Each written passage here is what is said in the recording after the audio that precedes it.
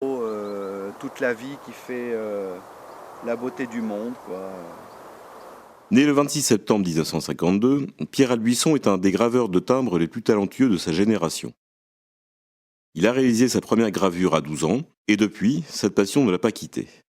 Meilleur ouvrier de France, auteur de nombreux timbres, il a été récompensé par de multiples prix. Nous avons la chance d'être reçus chez lui, aux Essertines, dans le Charolais.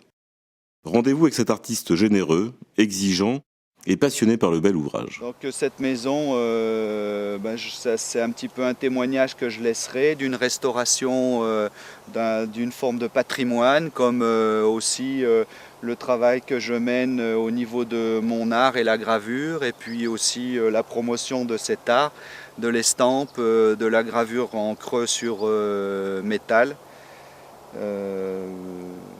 Pour moi, en fait, il n'y a pas de dissociation entre le fait de temps en temps que je prenne la truelle, etc., pour restaurer ma maison et que je prenne mes outils de graveur pour graver des images. C'est tout un ensemble qui est très cohérent et indissociable. On va aller faire un petit tour dans ton atelier, Pierre. Sans problème.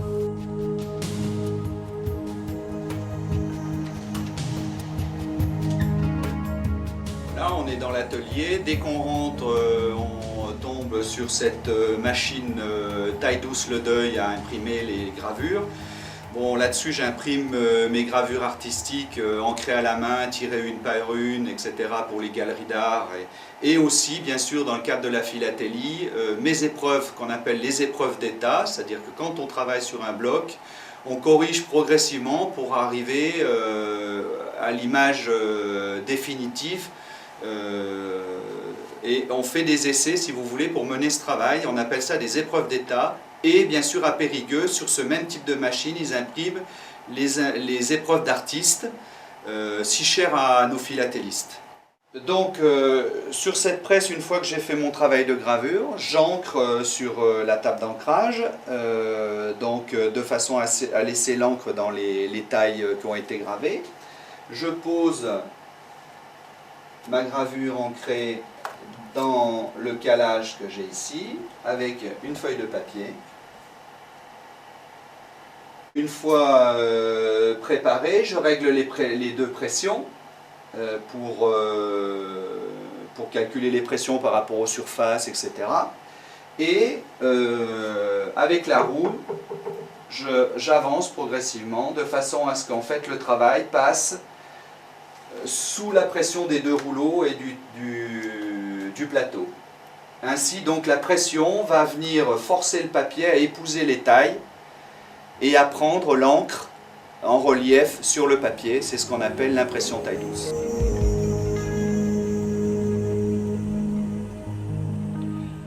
Alors en fait, au niveau de la gravure, on travaille avec la main gauche sur un coussin, on pose notre plaque.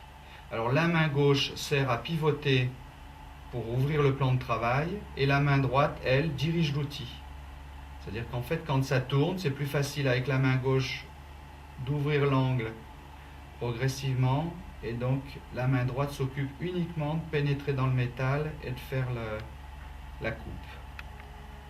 Donc la main gauche et la main droite sont en parfaite harmonie.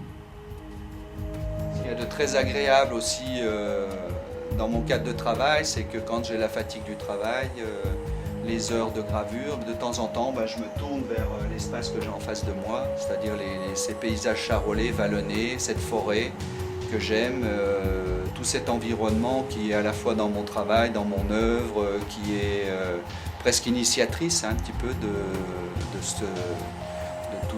tout ce travail artistique.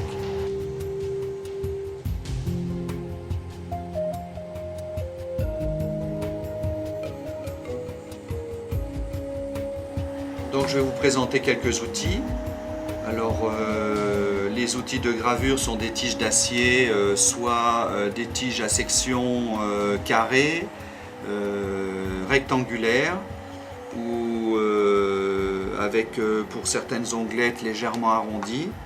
Ce sont des outils qui sont emmanchés différemment selon les graveurs, soit des manches universelles comme celui-ci ou celui-ci, c'est-à-dire que ça nous permet d'enlever et de changer les lames. voir quand l'outil s'use, de raccourcir et d'augmenter les longueurs de l'outil, de façon à ce qu'on ait une bonne tenue dans la main, c'est-à-dire placée dans la paume pour tenir, pour pousser, avec les doigts qui se posent, comme ceci, voilà, et après, comme ceci sur la plaque. Alors certains graveurs gravent avec un doigt index à l'avant, d'autres avec le pouce. C'est des positions variables selon les techniques ou les efforts qu'on a à faire sur l'acier. Et on a aussi les petits manches champignons où on adapte donc l'outil directement dedans. Voilà. Par contre, il reste fixe une fois l'emmanchage fait. Bon, ça c'est des... On personnalise aussi nos outils par rapport à la taille de la main, etc. C'est-à-dire que moi j'ai fait tourner spécialement mes outils par rapport à ma main. Alors par rapport aux outils de gravure, donc on a burin carré, burin en losange, le grain d'orge légèrement arrondi, l'onglette qui est aussi une échoppe dont le ventre est légèrement arrondi. On a aussi les échoppes plates, plus ou moins grosses pour faire les jambages du lettrage ou pour élargir une lettre, enfin, etc. Enfin, il y a plusieurs outils. Et bien sûr, bon, ça reste des outils qui servent à la syntaxe. C'est-à-dire que le graveur, en fait, comme le musicien a ses notes, si vous voulez, le graveur, lui, il a le point trait, la ligne et la façon de croiser. Et la façon de croiser, par exemple, avec un burin carré, ne donnera pas le même aspect à la gravure qu'avec un burin en losange ou une échoppe tranchante ou une onglette. Donc la connaissance du graveur dans son métier, c'est de choisir l'outil par rapport à la lumière qu'il crée sur sa gravure, à la matière qui existe sur sa gravure. Et c'est en fait ce qui fait le métier du graveur. Là, je vous présente sur ma planche d'affûtage en bois, donc les différents outils dont je me sers pour affûter mes outils, puisque ce sont des outils tranchants, donc qui cassent facilement. Donc on est obligé d'affûter régulièrement et avoir des outils parfaitement tranchants. Alors j'utilise moi des pierres à affûter. On peut utiliser les pierres à huile, pierres à eau anciennes et tout ça, mais la technique moderne nous a offert des pierres diamantées, c'est-à-dire des poutres de diamant qui sont posées sur des métaux. Alors là, nous avons une pierre diamantée avec un grain assez fort, après un grain fin. Celles-ci sont un tout petit peu plus petites individuelles, voilà. Et après, bon, j'ai aussi des outils qui me servent à l'affûtage, c'est-à-dire ici, là, c'est un outil qui sert au contrôle des angles de coupe, c'est-à-dire qu'en fait, un biseau a un angle de coupe, alors à 40 degrés, à 45, à 30, et selon le travail que l'on a à faire, on calcule les biseaux des angles de coupe. Donc ça me sert à régler mes angles de coupe. Ensuite, de pouvoir caler l'outil dans cette aide à graver.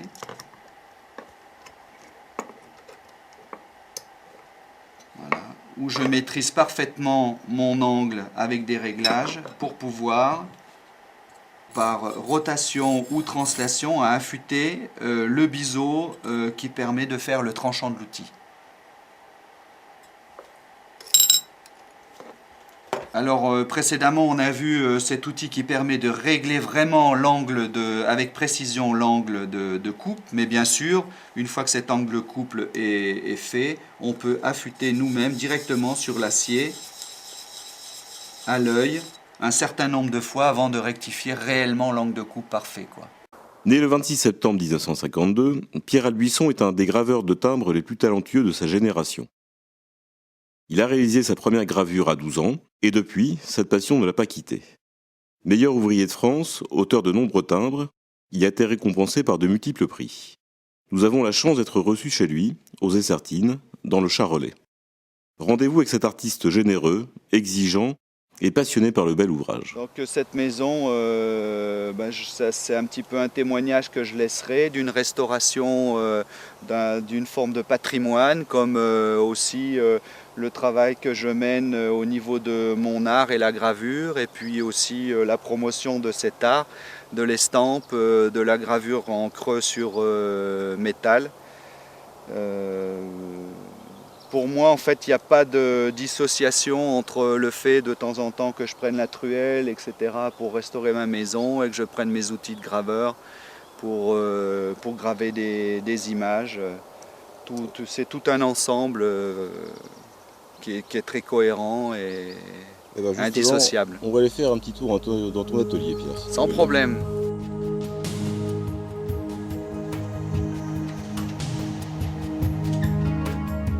Là, on est dans l'atelier. Dès qu'on rentre, on tombe sur cette machine taille douce Le Deuil à imprimer les gravures. Bon, là-dessus, j'imprime mes gravures artistiques ancrées à la main, tirées une par une, etc. pour les galeries d'art.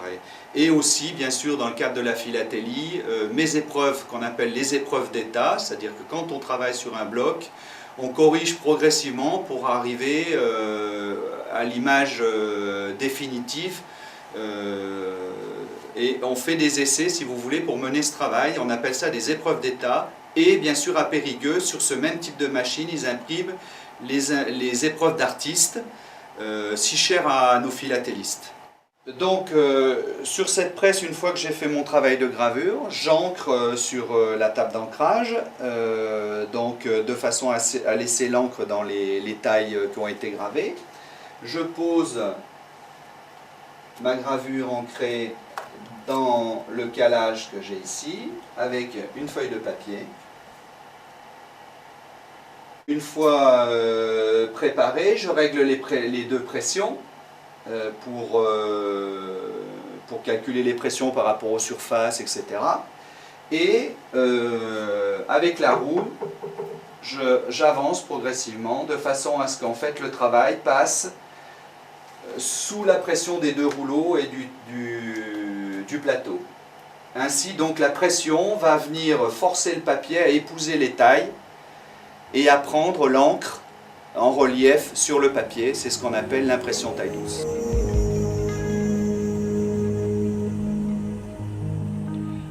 Alors en fait, au niveau de la gravure, on travaille avec la main gauche sur un coussin, on pose notre plaque. Alors la main gauche sert à pivoter pour ouvrir le plan de travail et la main droite, elle, dirige l'outil. C'est-à-dire qu'en fait, quand ça tourne, c'est plus facile avec la main gauche d'ouvrir l'angle progressivement et donc la main droite s'occupe uniquement de pénétrer dans le métal et de faire la coupe. Donc la main gauche et la main droite sont en parfaite harmonie. Ce qu'il y a de très agréable aussi dans mon cadre de travail, c'est que quand j'ai la fatigue du travail, les heures de gravure, de temps en temps, je me tourne vers l'espace que j'ai en face de moi, c'est-à-dire ces paysages charolais, vallonnés, cette forêt que j'aime, tout cet environnement qui est à la fois dans mon travail, dans mon œuvre, qui est presque initiatrice un petit peu de tout ce travail artistique.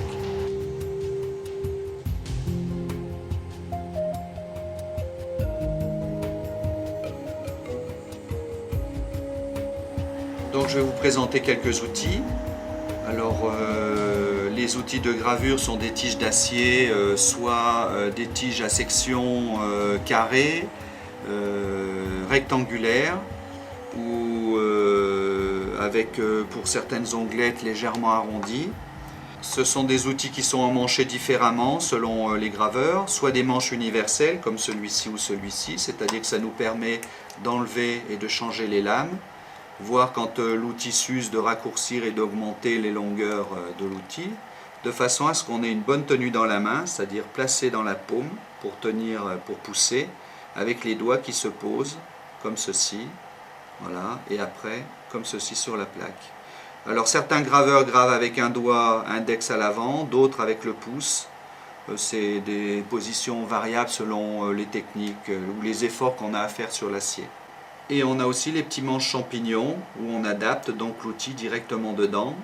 Voilà. Par contre, il reste fixe une fois l'emmanchage fait. Bon, ça c'est on personnalise aussi nos outils par rapport à la taille de la main, etc.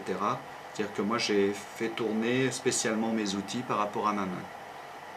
Alors par rapport aux outils de gravure, donc on a burin carré, burin en losange, le grain d'orge légèrement arrondi, l'onglette qui est aussi une échoppe dont le ventre est légèrement arrondi. On a aussi les échoppes plates, plus ou moins grosses pour faire les jambages du lettrage ou pour élargir une lettre, enfin, etc. Enfin, il y a plusieurs outils. Et bien sûr, bon, ça reste des outils qui servent à la syntaxe.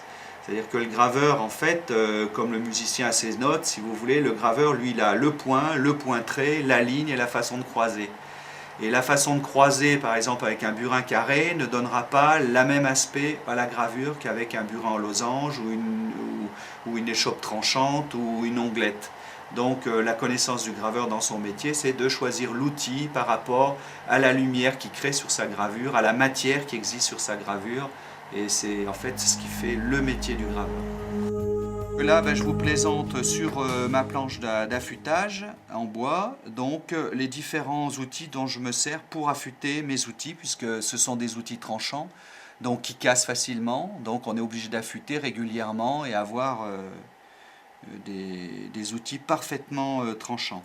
Alors, j'utilise moi des pierres à affûter, on peut utiliser les pierres à huile, pierres à eau anciennes et tout ça, mais la technique moderne nous a offert des pierres diamantées, c'est-à-dire des poutres de diamant qui sont posées sur des métaux. Alors là, nous avons une pierre diamantée avec un grain assez fort, après un grain fin.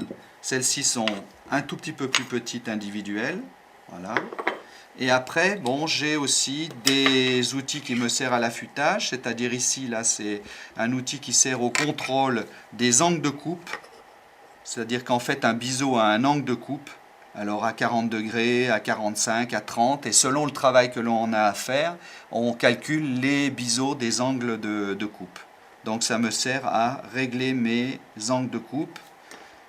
Ensuite, de pouvoir caler l'outil dans cette aide à graver.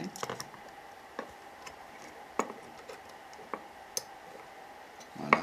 Où je maîtrise parfaitement mon angle avec des réglages pour pouvoir, par rotation ou translation, affûter le biseau qui permet de faire le tranchant de l'outil. Alors précédemment on a vu cet outil qui permet de régler vraiment l'angle avec précision l'angle de coupe, mais bien sûr une fois que cet angle de coupe est fait, on peut affûter nous-mêmes directement sur l'acier à l'œil un certain nombre de fois avant de rectifier réellement l'angle de coupe parfait, quoi.